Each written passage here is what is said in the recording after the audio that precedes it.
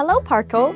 I heard that when students are doing academic writing at university, we have to make good use of both direct quotation and paraphrasing. Can you tell me something about them? Yes, of course. In fact, both direct quotation and paraphrasing are two very important academic writing skills. For direct quotation, we can directly copy a certain part of an original text. It means that we can use the exact wording from the original text, and we have to enclose the information with a pair of double quotation marks.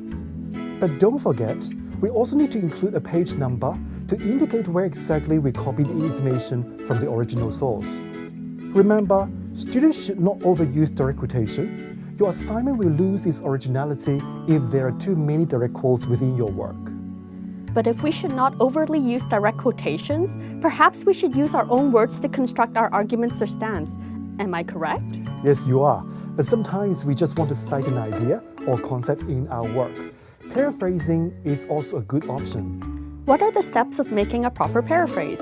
The first step of making a paraphrase is that you understand the key argument of a source text that you are going to cite.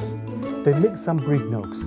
After taking notes, you may try to reproduce your idea in your own words with reference to the notes.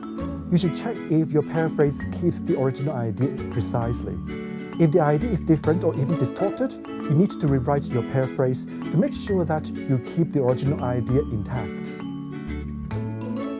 On the screen, you can see an original text and its paraphrase.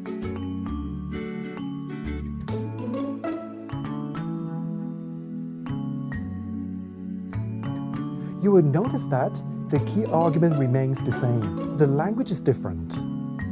I see.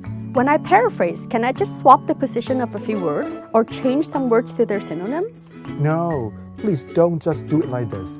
The essence of paraphrasing is to reproduce the original idea by using your own words, but not just changing the positions or rearranging the order of some words. You have to change both the sentence structure and vocabulary substantially. Here you can see an example of a poor paraphrase.